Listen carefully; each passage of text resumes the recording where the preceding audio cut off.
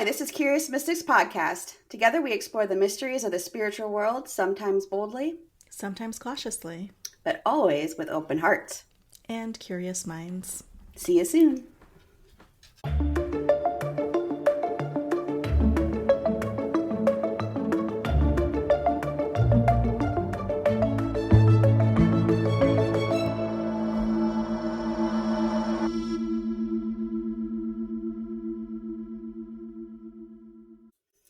Good morning. It's Erica. And Kim.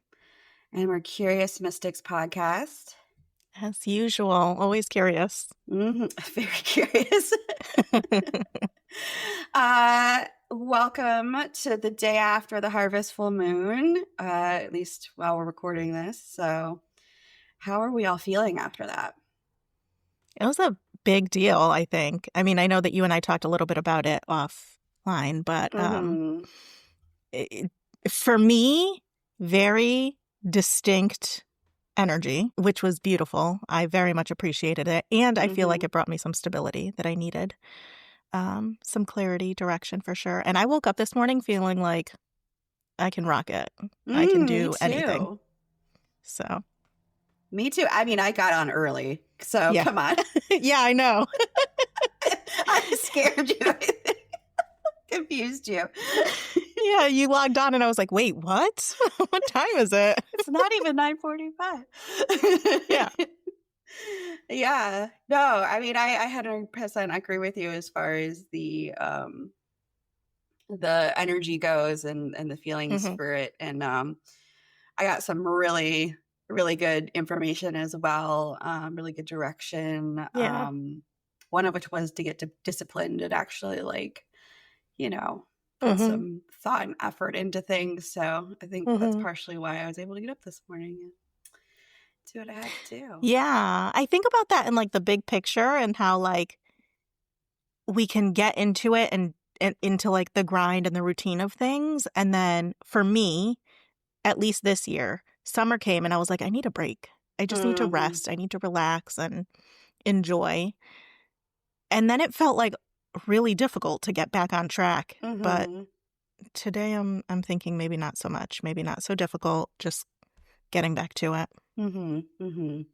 Yeah, so I'm curious if anybody else, like what their thoughts were, how they felt with this moon. I got my moon water tea today. It's actually really good. Of course it is. Yeah. Amazing. So did some good intention with that. So I kind of want to get into it because I'm actually excited to talk about this right now. Yeah. What we're talking about today is not what we were supposed to talk about at all. As you know, we were supposed to talk about a different thing, and I just could not get into it. I tried to write that subject multiple times and just couldn't do it. So, but this came through, and this came through is what I want to talk about today. So today I thought we talked about connecting to ancestors. And I know this is a big part of like the goal as to why you started into this spiritual practice. So I'm really interested to hear like your thoughts on all of this and your input. But why should we connect with ancestors? Yeah. I think that's I feel like, I mean, I don't know how accurate this is, but I feel like that's something that most people or many people come up against is like, do I want to? Do I need to? How significant is it for my practice? What does it mean for me if I do or if I don't? And obviously everybody's individual experiences. Personally, for me, it had more to do with, we might have talked about this before on the show, I don't remember.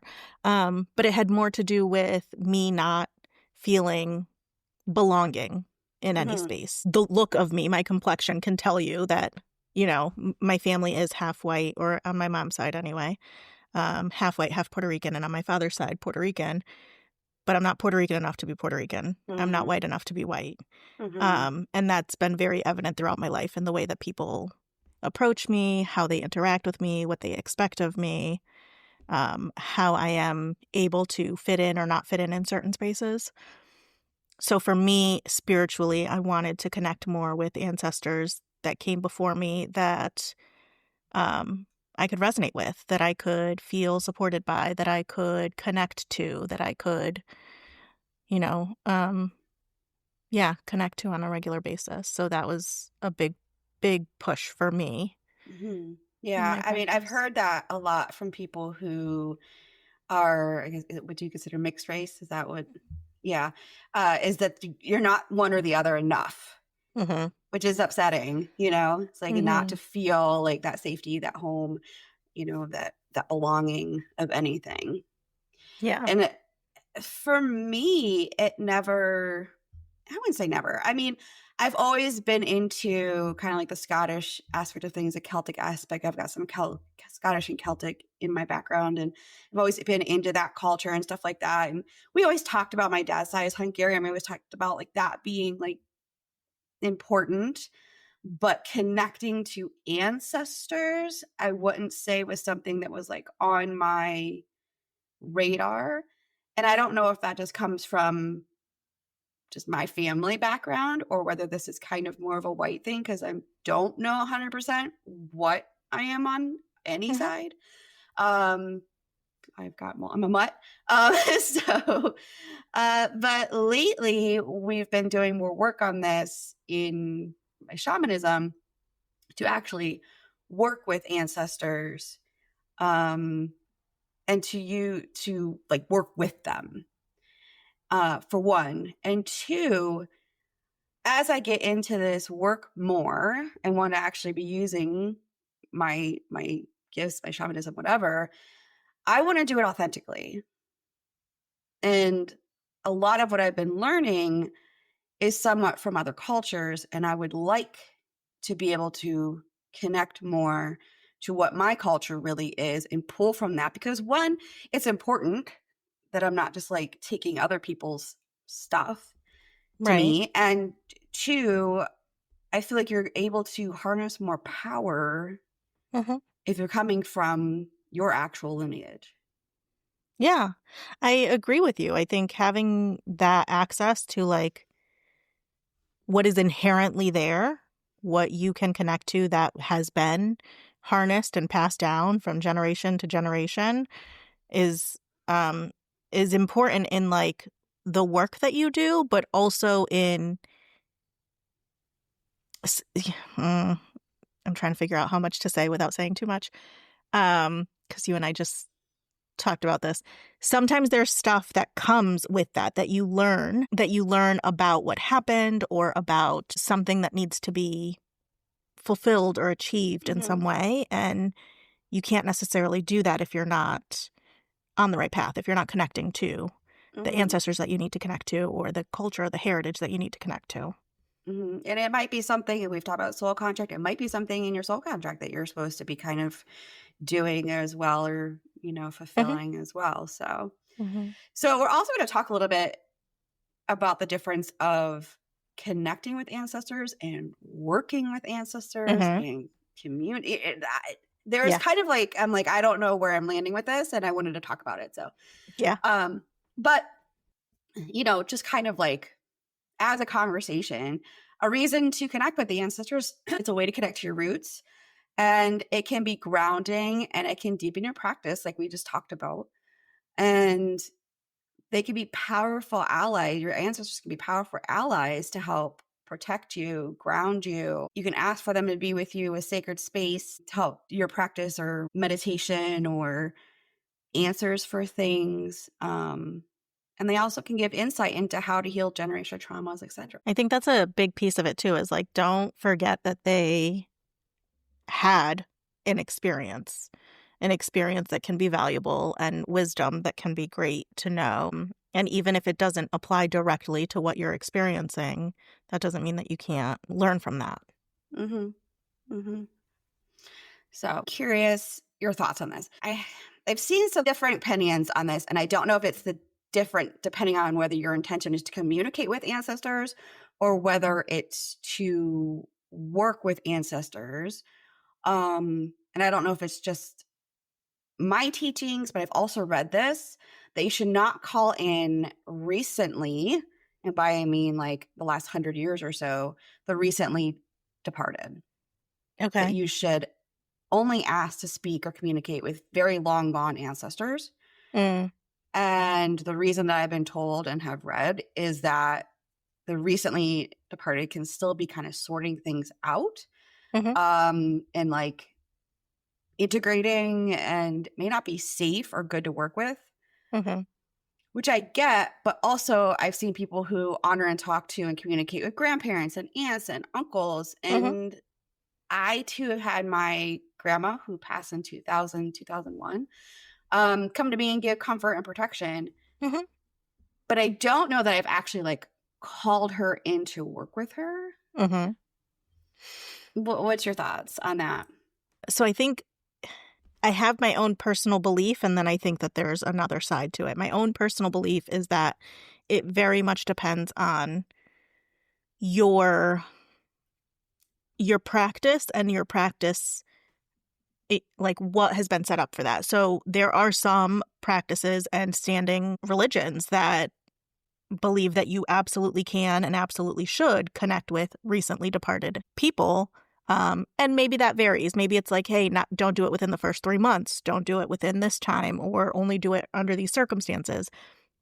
So I would first turn to where you're pulling that from. Mhm. Um, but the other side is that that can look very different.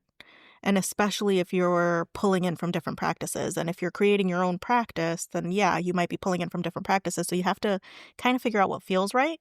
I would ask them, are you in a space that you want to, that you're okay with working with me? Do you prefer to not? Mhm. There are some practices that believe that you might have like one central appointed ancestor to work with Mm. specifically, and they kind of guide and direct any other ancestor or spirit that you're working Mhm. with. Other times it's just open and you can have access to any and all at any point in time. So, yeah, I think a little bit is like following your intuition, and a little bit of is figuring out where you're getting your practice from. What's the base of it? Yeah, I mean, what I was when I've learned to kind of like journey to a spirit, to an ancestor, it was be very specific and say, I would like to speak or work with a well, loving, wise ancestor who would like to walk with me, love me, and protect me. So I don't know if that just kind of like puts it out there, and Yeah. whoever comes through is going to be listening to that.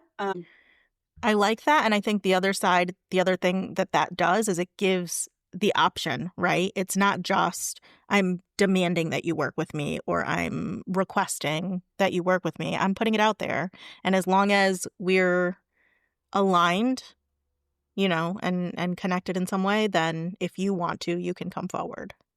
Well, I think that's a good point in general when you're working with spirit in general, is that, yeah, we can't.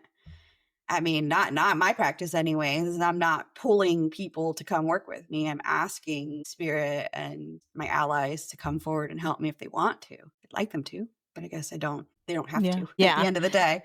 That's the approach that I take too, is, like, putting it out there. Um, but I don't know much about this, but I have heard other practices or other people's practices mention that they may not, that they may just, like, make the request and make it in a demanding way, and that it could potentially have negative consequences. I Um, would think so. I mean, and what if they're like out on the beach, like hanging out, and you're yeah, just like, "Hey, do come to me right now." I mean, that's not nice. yeah, They might be but angry. yeah, and I think coming back to what we talked about before with, like, if you're open and sending out this beacon, Mm, you could be attracting anything, anyone, and if mhm. you kind of narrow that beacon down to, let's say, ancestors, but you're maybe desperate in that moment, you could be calling in and not necessarily forcing, but kind of like manipulating the situation for certain ancestors to work with you that may not, you may not have a good connection with, or they may not want to in that moment, or something like that. And so that could have backlash, I would imagine. Yeah, definitely. And that also brings up another point, that you have to be aware of that, especially if it's more recent, or depending on where you live. There might be serious wounds and traumas that occurred, like in America, because families were often broken due to having to move across country, whether that across world, whether that be for their own volition or because they were forced to. You have the Native American cultures that were basically decimated. So you might have an ancestor, most likely have an ancestor that's holding something that if you brought it forward, they're going to bring it with them. So I think that's something, one, if you know there's someone you don't want to work with, don't reach out. Be specific about it. Don't put like icons or ashes or images of those ancestors up on like what you're going to be working with or call them to mind, because if you don't want to work with them, don't work with them. Yeah, and I don't know if you're gonna get into this aspect of things, but, like, my own personal journey with all of this, I've gravitated towards, ancestors that I know, either have known personally in life or have heard of Mhm. in family stories and things like that. But more recently, I've started to expand that to ones that I don't know, but I Mhm. am very specific of that piece of, like, aligning, Right. of similar moral standing of me, of my highest good, of, Right. like, I'm not looking for just anybody to come through. Right. Yeah. Because just anybody might. That might not be what you want. So, yeah, again, I'm kind of like keeping two things in my mind right now as far as like working with and just connecting. There's like kind of this two pieces, and it can be both, but like I guess if you're listening to this, I guess how it lands with you, like what you want to take away from it. Is this a conversation of how to connect baseline, or is this a conversation on how to like work with, I Yes, guess? and to that, I think if you're looking to work with ancestors, there's obviously very specific reasons or, things that you want to accomplish. But if you're looking to just connect with ancestors, what are some of the things that you think would be beneficial about that? Like not working with them, but just connecting with them. What do you think Hmm. what that purpose serves? Hmm. Yeah. Are you asking So, me or are you asking the person? You're asking the in collective. I'm asking in general, but if you Okay. have an opinion on that, then yeah, share. Well, like I said, I think there's two accomplishments. I mean, we'll get into it a little bit, but Okay. so why is now a good time? You're listening to this. This is October, Mhm. and now is a good time because the natural states of things is that the idea is that the veil is thinning between the worlds, between the Yes. ethereal world and the here and now world, and it's a natural time of reflection. We're going into fall in the northern hemisphere. Is a time of reflection for us. There's also several specific, what are they, celebration days that a lot of people do a lot of this work, is like the Day of the Dead, the All Hallows Eve, the Samhain. But obviously, you don't have to have a specific day, but I guess we're actually having an episode on this, which I'm excited about. So we'll get into like why those are good days, but to do a lot of this work, and why people do the work on these days. But if everybody else is doing it, it might bring the vibration up to make it easier for you to connect. If you have been having trouble, or if you want to be like a little bit more deeper into it.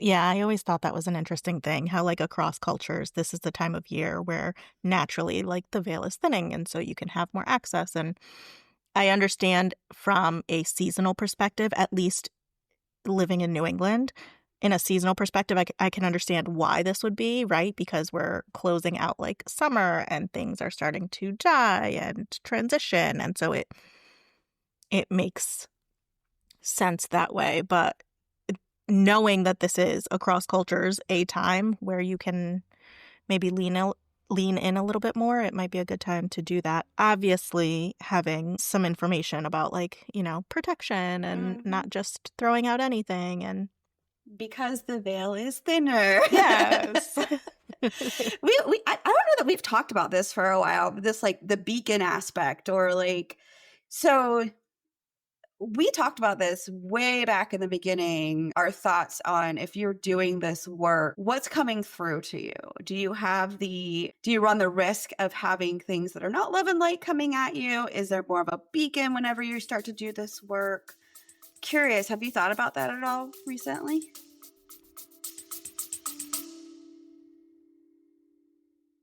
Hey friends, we just wanted to take a moment to remind you all that you can interact with us on social media. We can be found at Curious Mystics Podcast on all platforms. And if you haven't already, please take a moment to like, subscribe, and share so that we can keep showing up for you guys with new weekly episodes and content. Thank you for hanging out with us so far, and stay curious.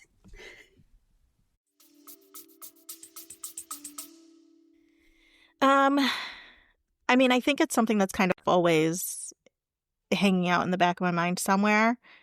Maybe not so actively, not so presently, but yeah, it's something that I'm aware of, that if I'm not keeping up on my spiritual hygiene, if I'm not keeping up on my practices, if I'm doing things without very specific intention, if I am kind of just being all willy-nilly about it, yeah, it's much more likely for things to start to be attracted and attached, because at that point you're just basically giving out energy to be siphoned. Right, yeah. And that's, it can potentially be really harmful for people. Mhm. So Yeah, yeah. That's why anytime I start to do any of this work, I call my spirit allies in and, mhm, let them know, hey, I'm starting to do some work, so that mhm. they're there and they're there to help. And I think that's why there's in a lot of different practices, they'll tell you there's like, you open up a space, you create the space, you close the space. You have to mm-hmm. have those pieces to contain it, really, so that you're not just constantly an open vessel. Out and about. Mhm. Yeah, yeah. We hadn't talked about it. I was curious. Yeah. All right. So when else, let's say you're just starting this and not really sure, and it's overwhelming to think about, oh my God, I have to like talk to my ancestors all the time. But like at least once a month at the new moon is a good time at night, because again, it's a time for reflection. It's time for like the veils are thinning, stuff like that. Saturdays, which are the day of Saturn, which rules over the dead. Tuesdays after dark, which is the hour of Saturn. Okay. And any holidays spent together as a family, because you could just honor your ancestors during that time. Mhm. And birthdays or death days of the person who has passed. Mhm.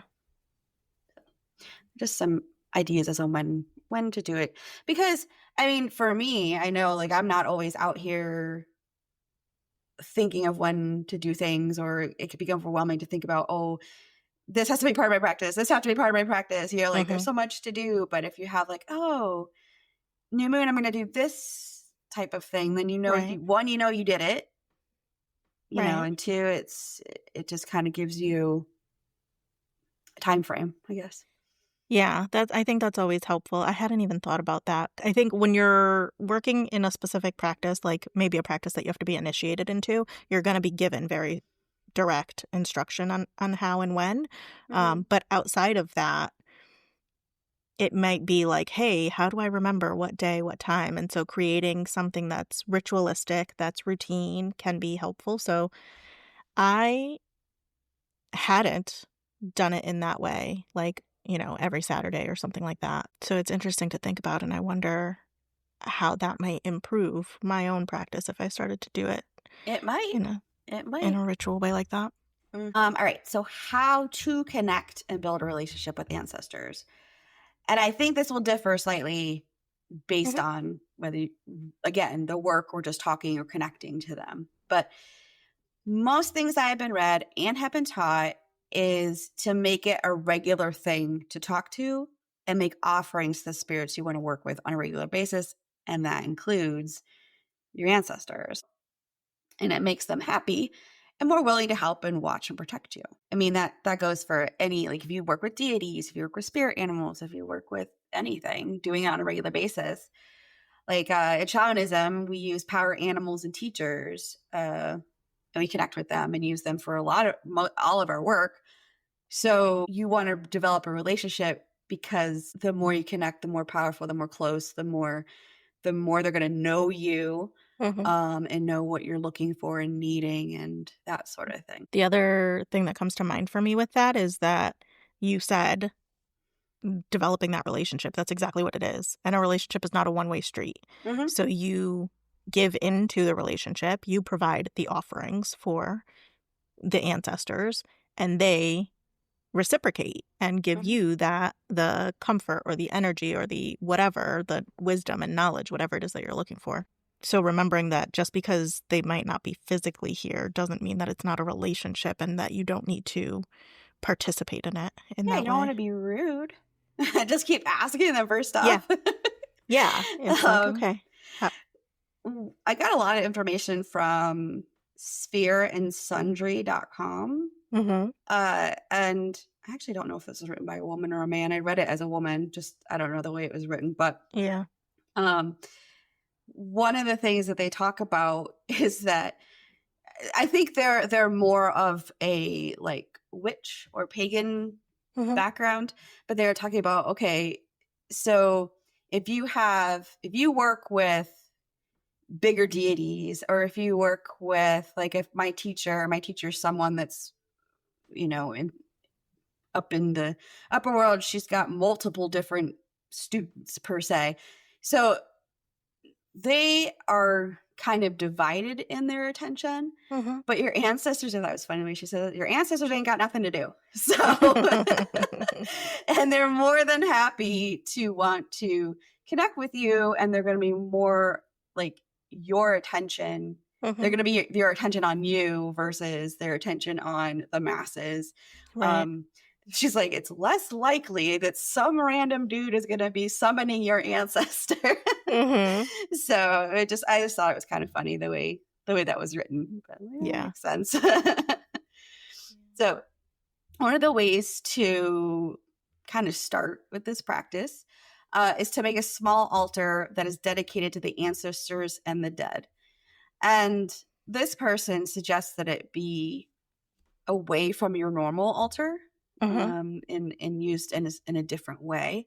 And Mhm. it can either be in an area where there's not a lot of traffic, or if your family is all going to be doing Mhm. this, to put it where the family congregates. And it should have fresh water and at least one candle.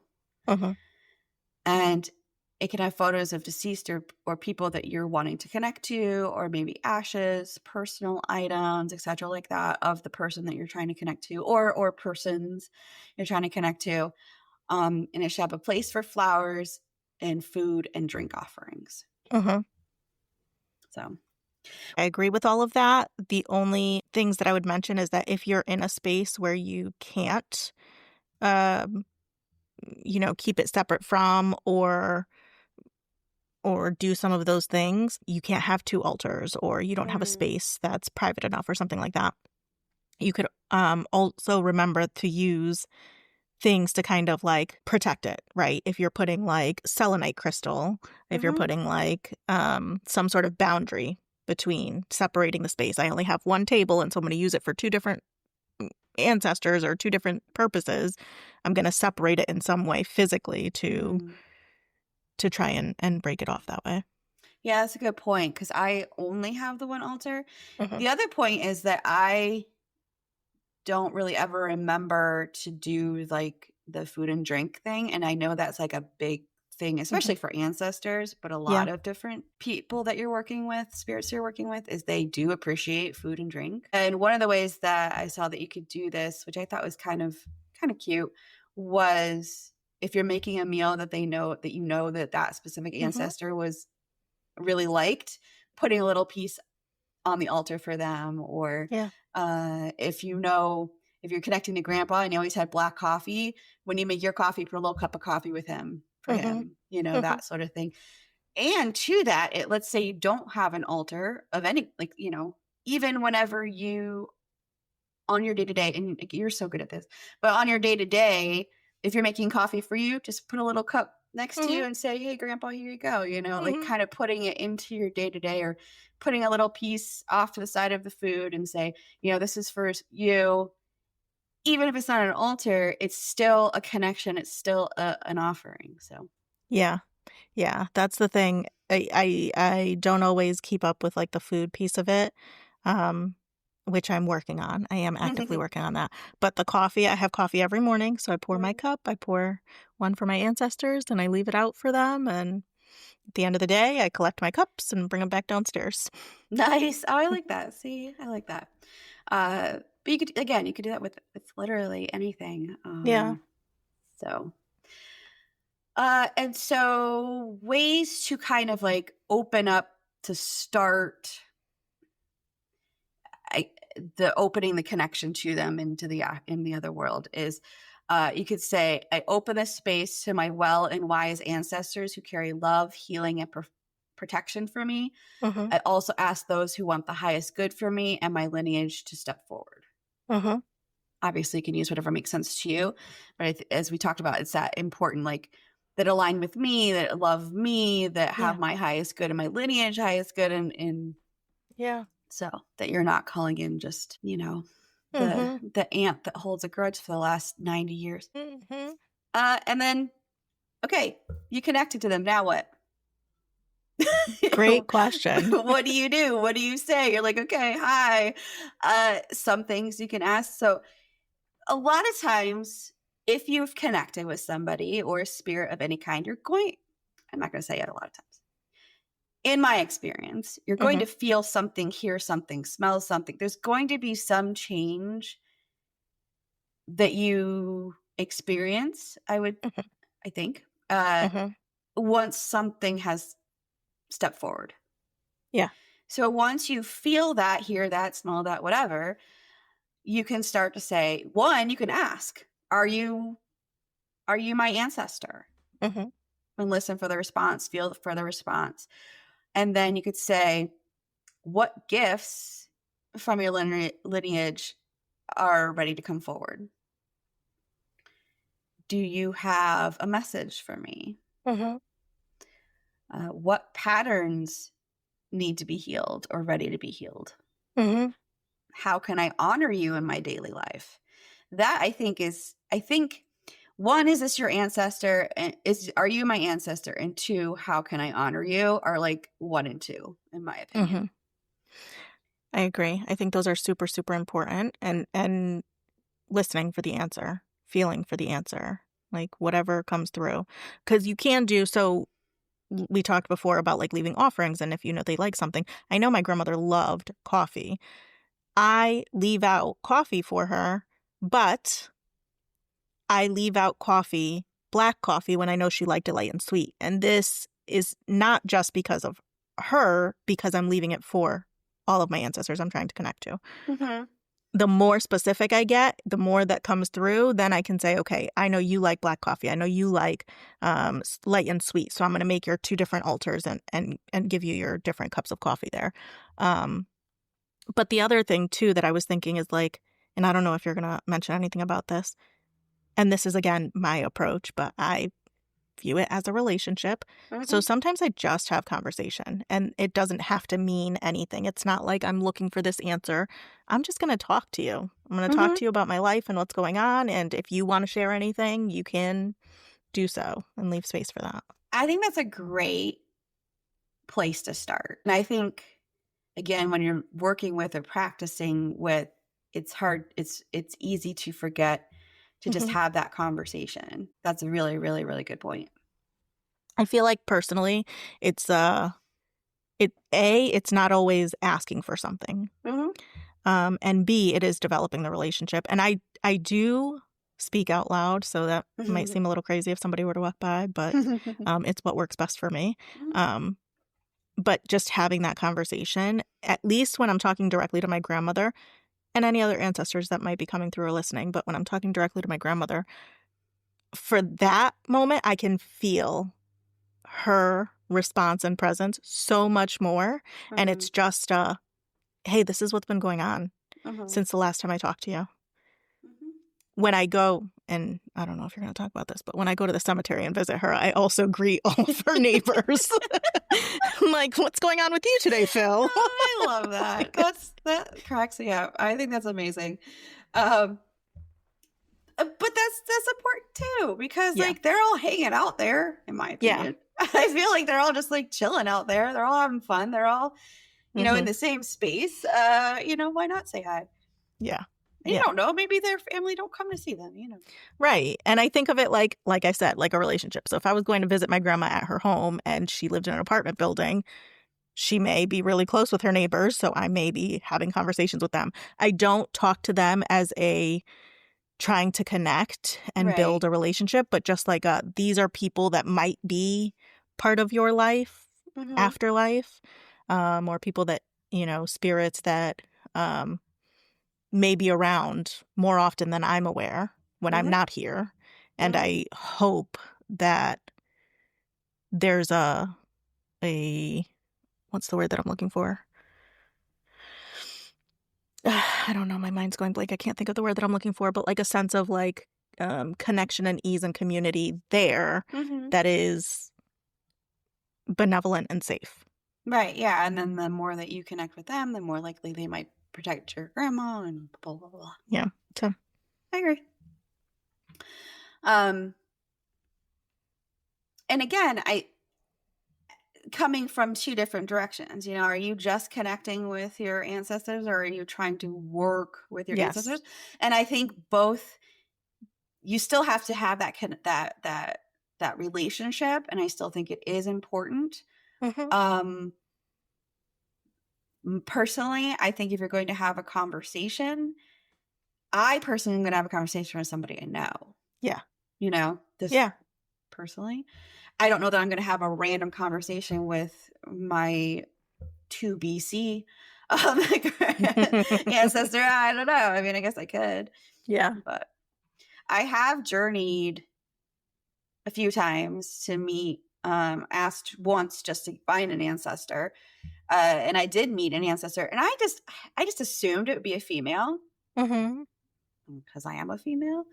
I guess I just think of ancestors as being female. I don't know. But no, it was a guy, and he was super excited to see me, and he was just like, "Oh my gosh, it's you! Like, it's so cool to see you!" And like person, Mm-hmm. and like it was just kind of a really nice interaction. I didn't really get anything other than like he was excited to see me and that he Mm-hmm. loved me, and that was all. And then the next time I asked to journey to a specific, like a healer Yeah. from my ancestry. And I did. I met a woman and a really old ancestral healer, which was really cool. So. That's awesome.